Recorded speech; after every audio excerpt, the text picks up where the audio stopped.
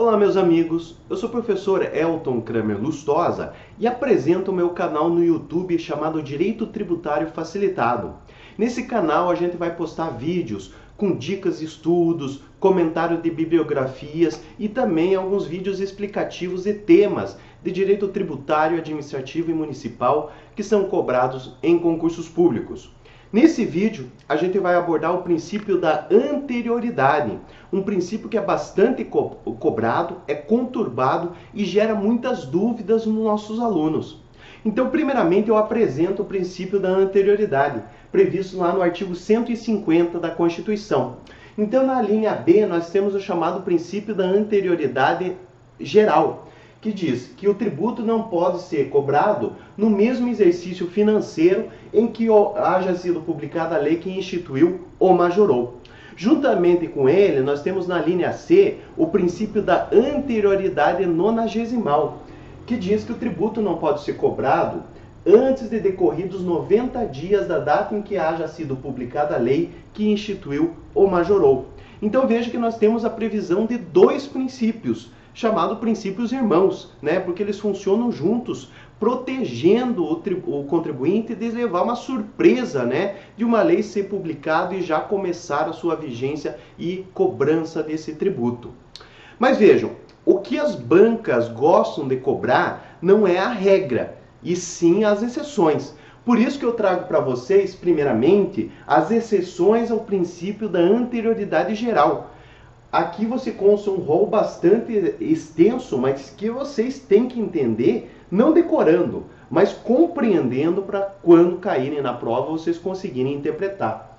Então vejam, dentro dessas exceções nós temos o imposto de importação, o imposto de exportação, o imposto sobre produtos industrializados, o IPI, o imposto de extraordinário de guerra, empréstimos compulsórios, só que prestem atenção, somente aqueles instituídos em caso de guerra externa ou sua iminência e também em casos de calamidade pública. As contribuições para financiamento de seguridades sociais não têm aplicação no princípio da anterioridade, por quê? Porque eles têm já um princípio próprio, que é o princípio da anterioridade previdenciária, previsto no artigo 195, parágrafo 6º da Constituição Federal. E também temos como exceções CID Combustíveis, previsto no artigo 177, parágrafo 4º, inciso 1, a linha B da Constituição Federal, e também ICMS Combustíveis, esse previsto no artigo 155, parágrafo 4º, inciso 4, a linha C. Então vejam, esse rol aqui é bastante extenso, mas tem que ser entendido, como eu falei anteriormente. Aí nós temos um rol de exceções do princípio da anterioridade nonagesimal. E vejam que alguns coincidem, mas outros não. Aqui nós vamos ter o empréstimo compulsório, também como acontece no rol anterior, o imposto de importação, exportação, mas olha aqui, imposto de renda, uma novidade aqui da anterioridade nonagesimal. O IOF, o imposto extraordinário de guerra, e olha, outra novidade, a fixação de base de cálculo do IPVA e do IPTU. Mas professor, como que eu vou entender isso aqui no momento da prova? É muita informação para minha cabeça, além de outros temas que vocês eventualmente estejam estudando. Aqui, a maneira mais fácil de vocês estudarem é numa tabela comparativa. Vocês saberem o que coincide e o que não coincide.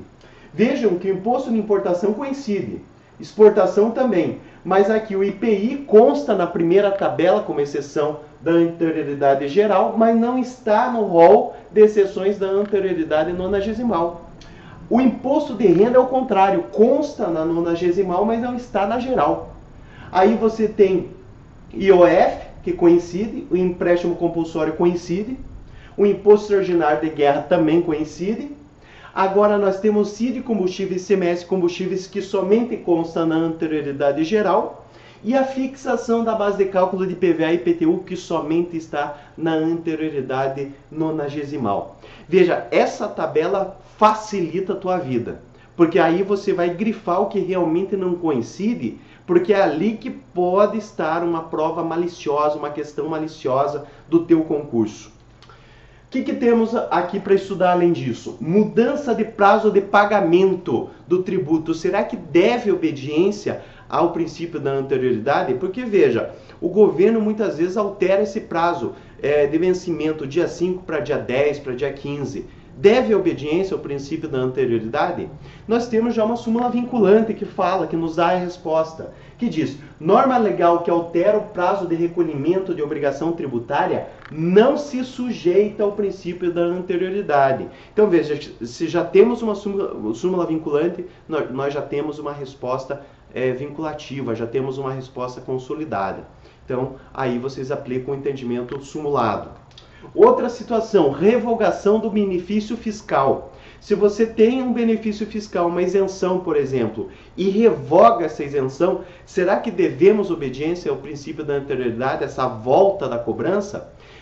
Havia um entendimento aí polêmico, ainda conturbado. Ainda não temos um funcionamento consolidado ou totalmente consolidado.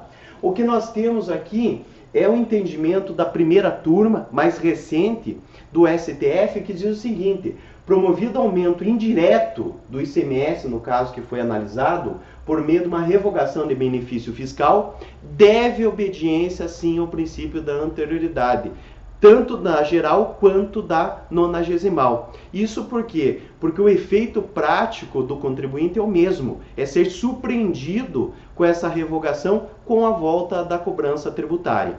Então aí fica a dica de estudos também.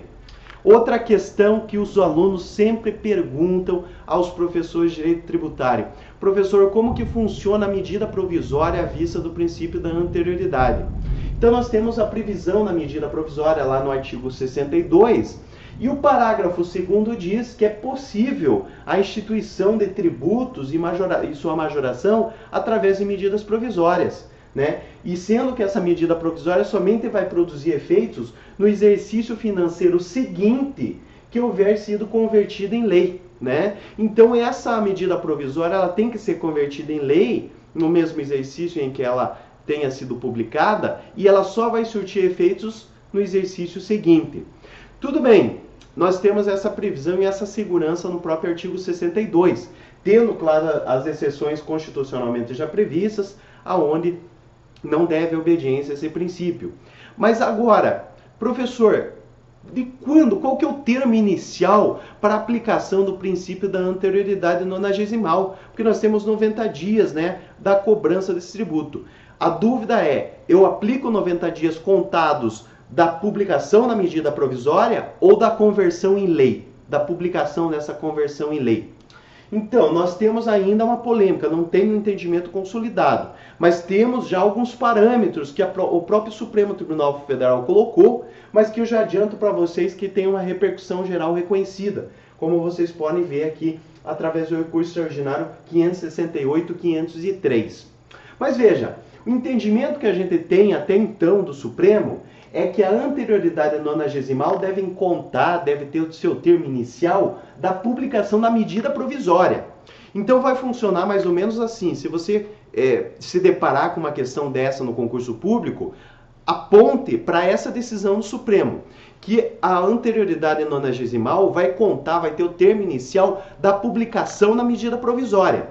Se essa medida provisória sofrer alguma mudança substancial na sua aprovação e conversão em lei, aí sim esse termo inicial vai passar a ser lá da publicação da conversão em lei.